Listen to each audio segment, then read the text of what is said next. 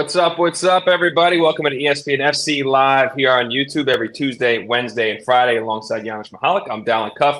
Great to be with you as always, Janusz. Going to have a great show today. Going to go over the Chelsea conundrum, as the rundown says, to the right of us or left of us, kind of what you're looking at on your screen right now. We'll definitely look forward to some summer transfer windows as the winter window just ended. We're already looking forward to what may happen this summer. Great articles on ESPN.com. We'll go over those as well. All right, Chelsea. Let's start with Chelsea here, Janusz. They do play Villa in the FA Cup replay today. Obviously a big game. It's funny, when you rewind just a couple weeks ago, they had won 7 games straight in all comps. It seemed like things were turning a corner, and then you get blown out by Liverpool and Wolves, and obviously the play looks pretty insipid in this first round FA Cup tie against Villa the first time around at home. This big picture, is there fans chanting Mourinho's name, Jose Mourinho, who's now obviously available after leaving Roma? And then this is not a scientific poll, but ESPN.com put up a poll on ESPN, different social channels. 20,000 respondents, 70% said they would take Mourinho back right now. That seems like a nightmare to me. Is this the answer? Well, it's not even a question of if it's the answer or not, but this is where we are. And the reason that is happening, because Chelsea fans, I suppose, and even the neutrals, that's Chelsea's DNA. They're used to winning. And they're thinking of the times when Mourinho, and it doesn't really matter how good, better, or different it was, right? Trophies are trophies. We know Jose Mourinho, we associate him with a certain way of playing football, which is not always love, but it's effective. Everywhere he's gone, he's won something. And we can sit here and say, is Mourinho the answer? But I think we're here, at least from what I understand, to see a bigger problem. Where is this project under Todd Bowley, and where are Chelsea heading?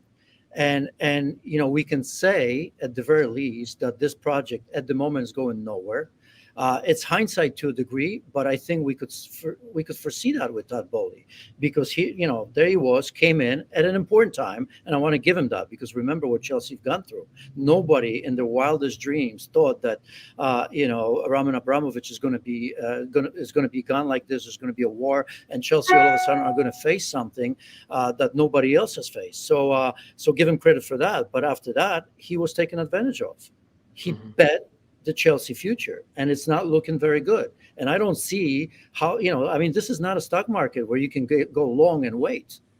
So I think this is a real problem with the squad that they have right now that's still underperforming. Here we are again, new manager, 11th place last season. I think they finished 12th, right? 10 games lost in the Premier League, 11 altogether. The stats are pretty much identical to where Chelsea were last year. There's that bit of extra experience, even for those young players. And they seem to be going nowhere because, those losses are not just losses. Liverpool just destroyed Chelsea. It destroyed those young players. For as good as you think, say, Cole Palmer is, if you go back and look at that game against Liverpool, he looked his age, and that's nothing against him, but he looked nowhere ready to face the real opposition in real games that really, really matter, right? And then, of course, Wolves did pretty much the same at Stamford Bridge.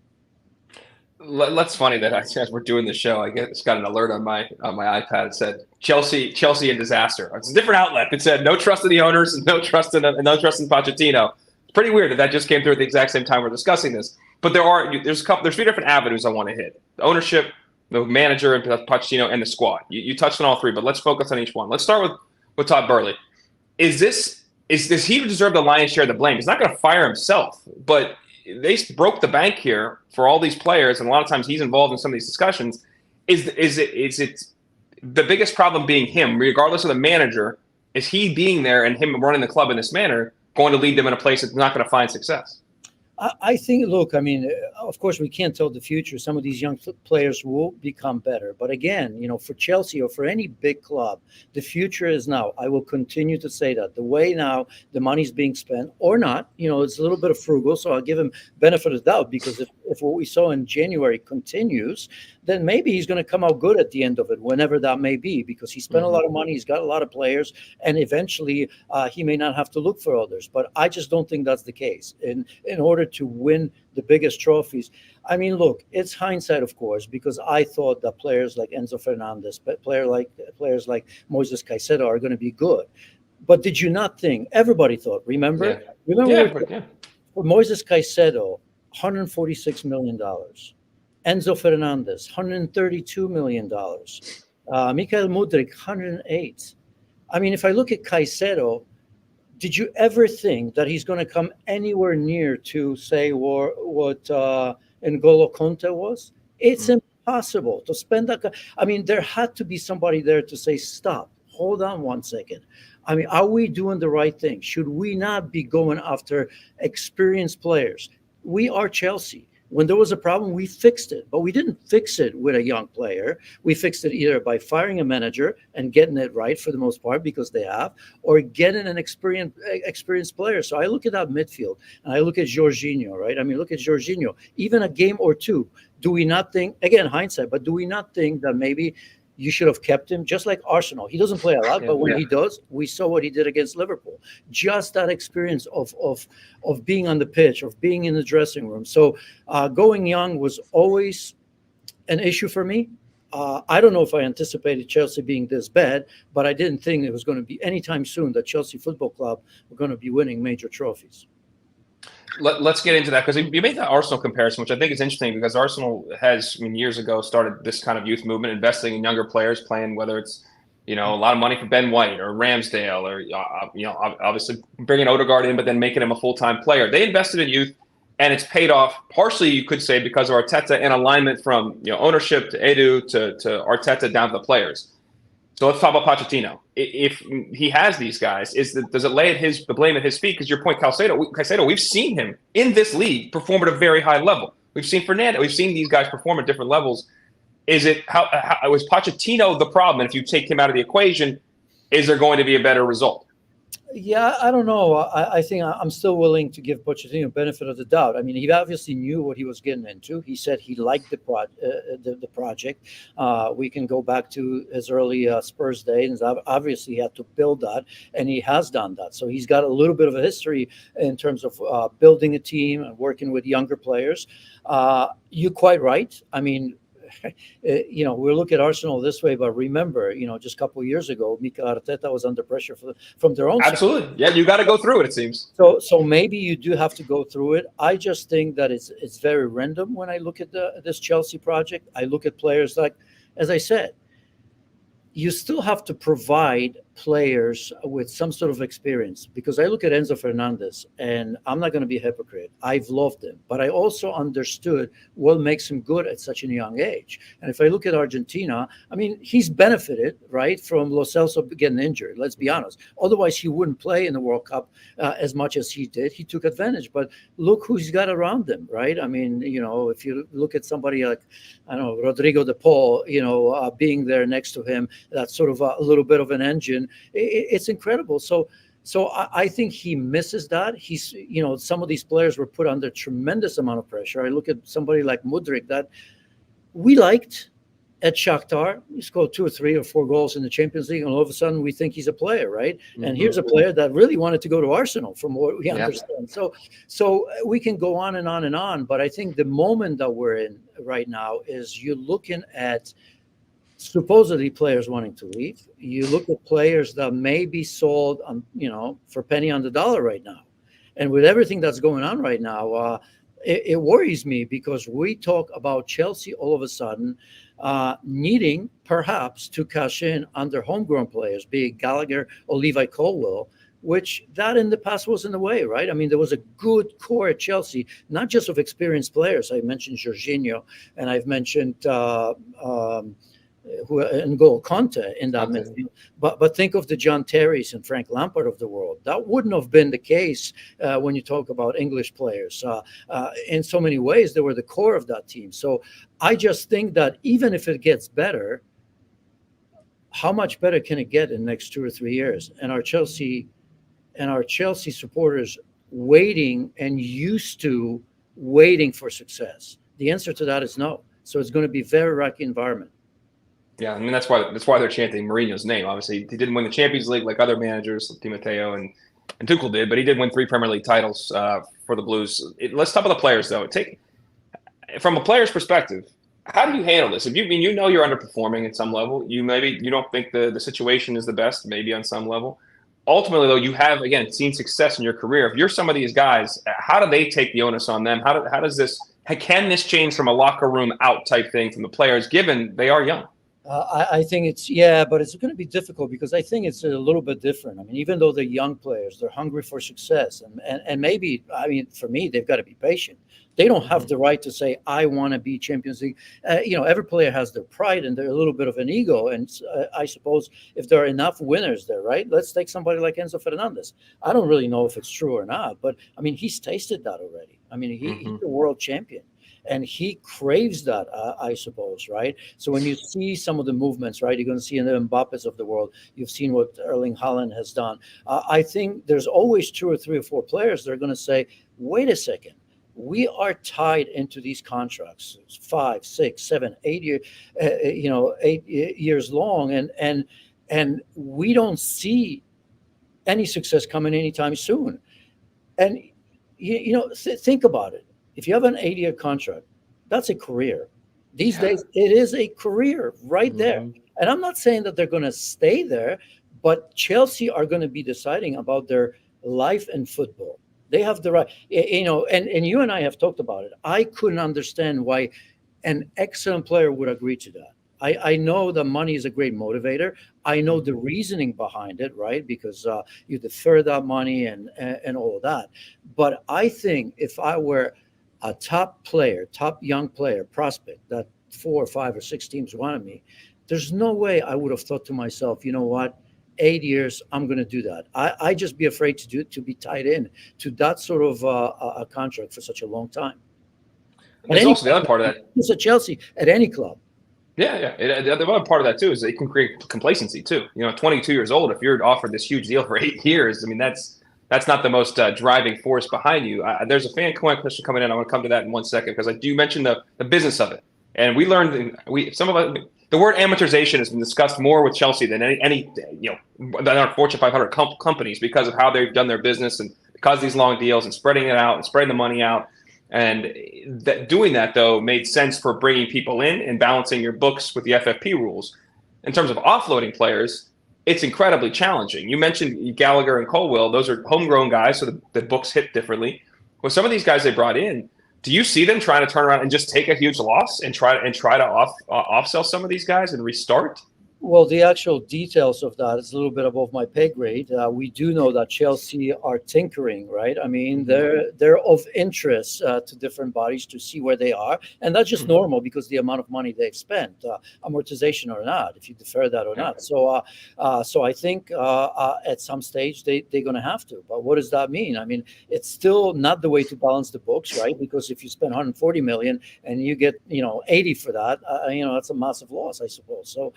So I think, and also by selling that, it's going to be difficult to balance the books if you want to make the team better, right? And if you want to get established stars that themselves are going to cost a lot of money. So there is a little bit of a conundrum. I think that you can only solve, to be honest, in being patient and sticking with this.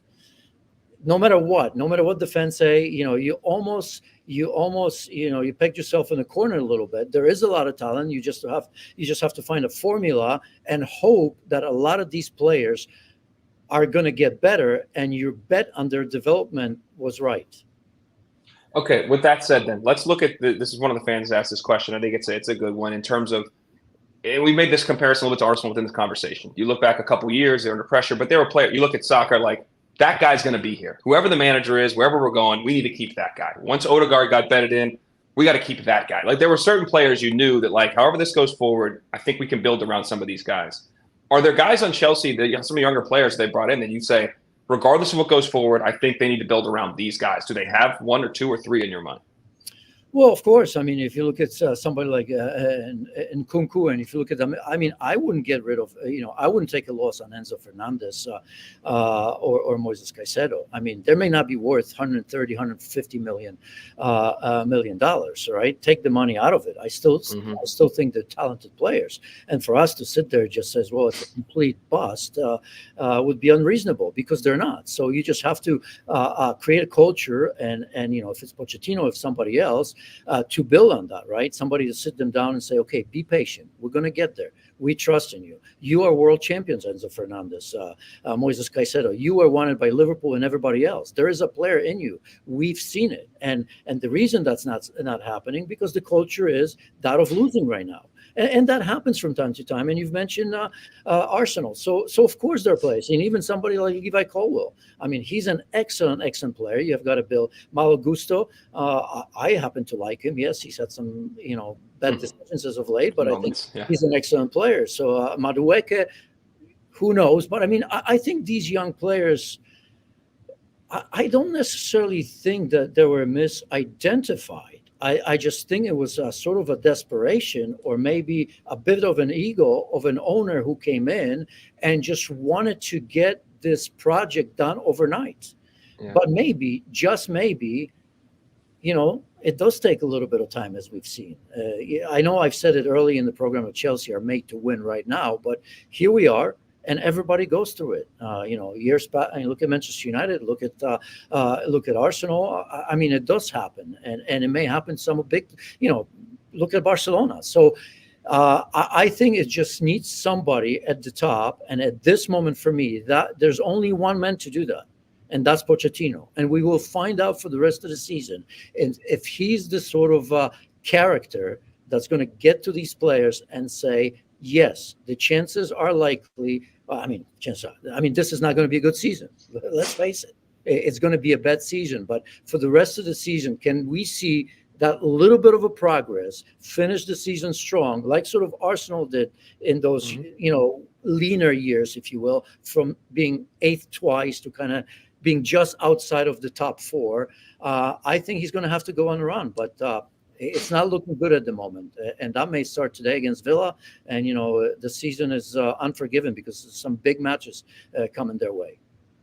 Yeah, you mentioned trying to find little wins. Obviously, Arsenal winning the FA Cup a couple of years back was kind of was a good thing at that point, an important thing. And obviously today, as you just mentioned, they will take on Villa in that replay. You can watch it on ESPN Plus this afternoon. A huge game on the road for Chelsea. Against Liverpool, those little things. I mean, yes, we just see them against Liverpool. It's not looking pretty, but it's a one-off. It's a big match at Wembley.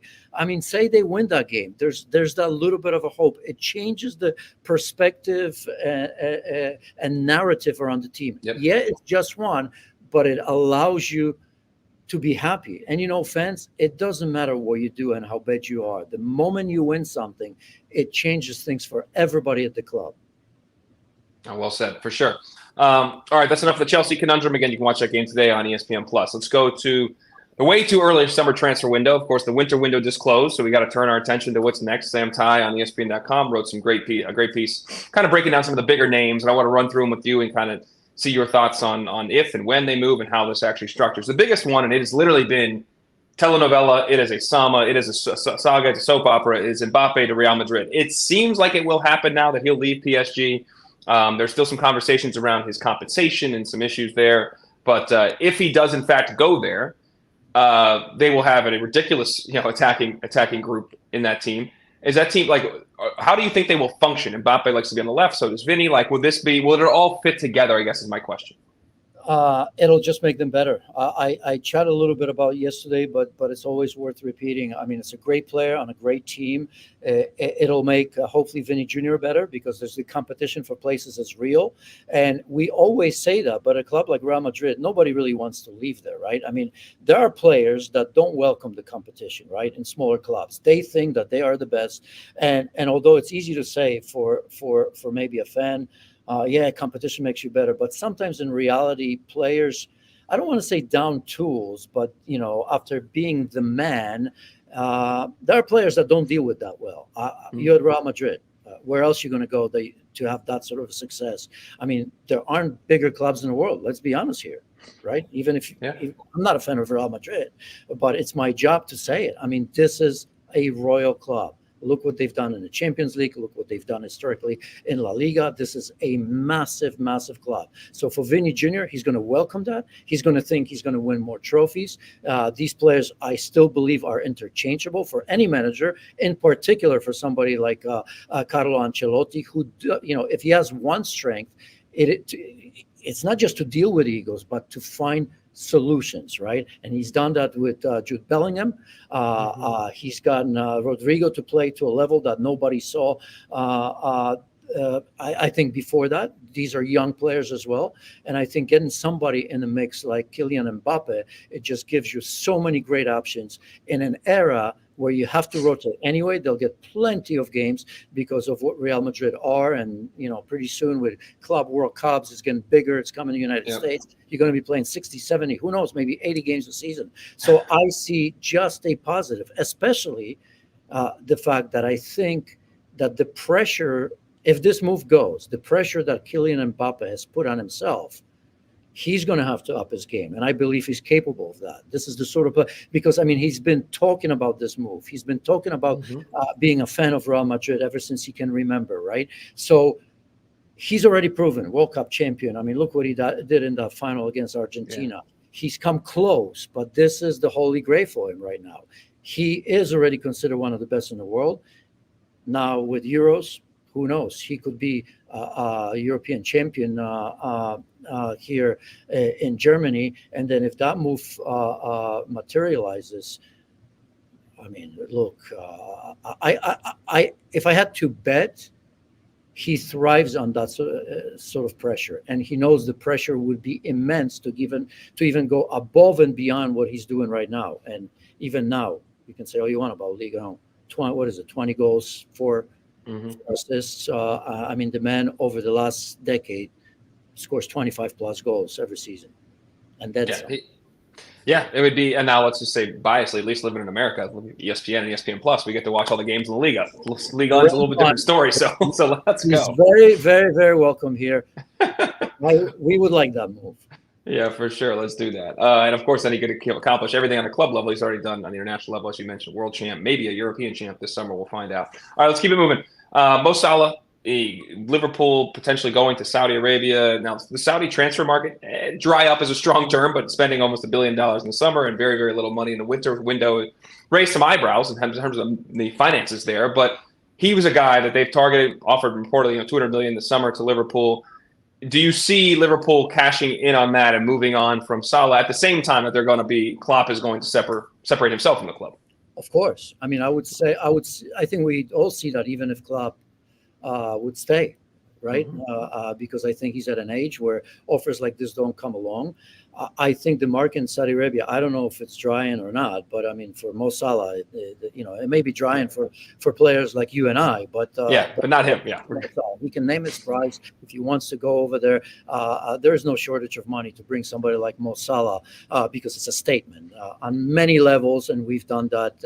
Him being Muslim and being one of the best players in the world. On top of that, so it's I'm not going to say it puts Saudi Arabia on the map, but it just reiterates the fact that they're willing to spend for the best of the best. In terms of Liverpool, of course, you have to consider that. If money comes in, it's a rebuild, but I think we will have to wait. We will have to wait to see who the manager is. I'm sure Mo Salah is having these conversations. I would think that quite a few players in Liverpool would want to know, and few prospective players that may have been thinking before or will always be thinking about joining a club like Liverpool, who the next manager is going to be. So that's going to be the biggest decision for Mo Salah, Saudi Arabia, and anybody else.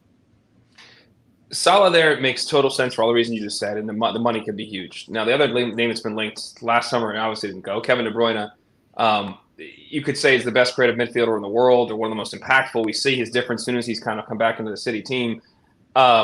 His age, though, he's in his early 30s, but he's still playing at such a high level. Would you see him making that move right now to Saudi Arabia does City want or need the money if they come in with a massive offer? I don't. I still think he's a massive competitor. He's on a club that's going to continuously to win trophies. It's always going to be conversation for the biggest of them all, right? And for as long as Pep is there and the role he plays there at arguably the best or whatever league in the world, I think that conversation will still come along. I think there are some question marks that maybe, I don't know if Jordan Henderson is the best one, but Karim Benzema, there are some question marks. And I just think at this stage, seeing this Manchester City team who from year to year, even though they move some key players, continue to play at this level. I think that this project is still alive and well, and I would be absolutely shocked to see him go, unless, of course, some of the financial issues that Manchester City are dealing with and have been dealing for years. Nothing's been proven, but I think players sometimes do get a whiff of what may be coming down the pike. If it is only a situation like this, would make me think that Kevin De Bruyne would look elsewhere. Yeah, I'm very interested to see where all these where the investigations land with City, given Everton and Forest, their penalties they receive. For any player. No, and it shouldn't be. And I'm interested to see. I think we're all interested. What's going to happen to City relative to what happened to some of these other clubs is interesting. Let's keep in the Premier League. Ivan Toney, who was suspended for gambling in basically the whole first part of the season here. The Brentford striker, his manager Thomas Franks came out and said this week pretty much, Toney's going to leave in the summer. Do you think he ends up at the top 6 clubs, or let's call them the big 6 clubs in the Premier League? And if so, which one would be the best fit in your mind? Oh, look, all I can tell you that he's arguably, or maybe not even arguably, the biggest price in right now in the Premier League. I mean, look, I don't want to speculate some big names like Mbappe. Obviously, he's not going to go there. But I can't think really of any other player because of what he gives you. I mean, for that particular league, not only he knows it, he's proven that he can score. He's a great number 9 in terms of a holdback. He can assist, he can score. He's great on set pieces. His pace, his size, his stamina, just about everything. I mean, you tell me a player like that. I think if you're Brentford, you look at Chiching. I mean, you can name your prize because I can't imagine any club in the Premier League that would say no to that, right? I mean, I really can. I mean, aside from Liverpool, they're probably not going to be looking because they have 3, 4, 5 players. But I mean, Chelsea, certainly Manchester United should be, Arsenal, obviously. So you look at a player that, I mean, look how smoothly he came on after such a long break. I mean, it's incredible. It's almost as if he didn't miss a beat right now. So the player that can play through the middle, he can come off the left, he can come off the right. So the biggest prize there is and the biggest fight. I mean, look, the only other player I can think of, obviously, would be somebody like Osimhen. But even then. Hold that thought for 1 second, Osimhen, because we're going to come to him in a second. I just want to ask Tony, though, when you list the clubs, which club in your mind does he put? If he goes to that club, he can take them to a different level. This may be a leading question from an Arsenal fan, but what do you think is the best fit for him? I mean, he takes Arsenal to the next level. He takes Manchester United to the next level. I don't care if, Højlund's there or not. We've talked about Real Madrid, how many players you need and all that. So all those 3 players, all those 3 teams, Chelsea for sure, right? But yeah, I mean, I think if I'm Ivan Toney and I look at the projects where they currently are, and it's my big move, maybe the only big move a player like Ivan Toney is going to make, no doubt that on his mind and on Arsenal's mind, this is a perfect match. There you go, Janusz. You got to the desired conclusion. Thank you for that, counselor. Appreciate that. All right, let's go back. Begrudgingly, because of you. I know. Thank you. Let's go to Osimhen. The links to Chelsea have been, and Man U and Chelsea be the only 2 that would really maybe pay the price for him. Chelsea seems to be the leader in the clubhouse. We just talked about the money and the situations they're going through right now. Is that a move they could and should? Is that a move they should make for both the player and the club? Well, I mean, I don't know if they're going to be capable of making that move. That to me is going to be a big issue. We always talk about it. We started the show, but for those of you that are just joining it. I mean, Chelsea have to be on the brink, as we know it, financially. Right now, if they have to sell players, they're not going to make money on some, that's for sure. So if you look at Osimhen, if you look at De Laurentiis, he's not an easy one. Look at somebody like Piotr Zielinski, who's paying the price right now. We all know he's going to go to Inter, but he's been frozen out. He's not going to be playing in the Champions League because they didn't put his name on the list. He's not. He wasn't even in the squad in the last game as well. As we know, De Laurentiis plays a hard ball, and he said it. I mean, this is going to be 100 and plus. So I mean, who can afford him? Can Chelsea do it in the current environment, the way Chelsea are? And when we've spoken about Caicedo 146, Enzo Fernandez 132. Can they even try to push it on their fan base, that sort of a player, and spend that kind of money? I don't know. I don't know if he's going to be that easy of a sale, because it seems that teams may be becoming frugal. I think there's going to be a market in the summer, but the market has gotten smaller for everybody in terms of spending that sort of money. I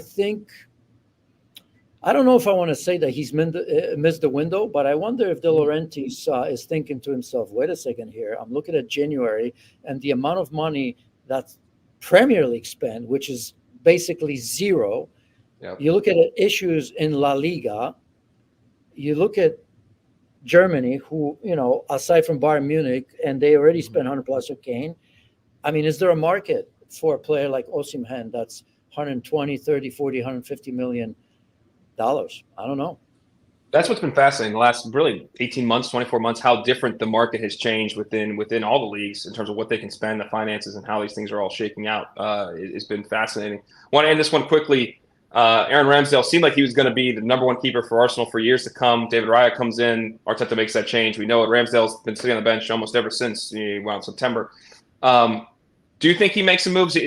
Will he be capable of taking a number one spot in the Premier League and even for like one of the higher end clubs? Like, where do you think he falls? Because I hope so. He deserved it, right? I mean, he lost the competition. That's fine. That's not because he didn't play well, because he was outstanding.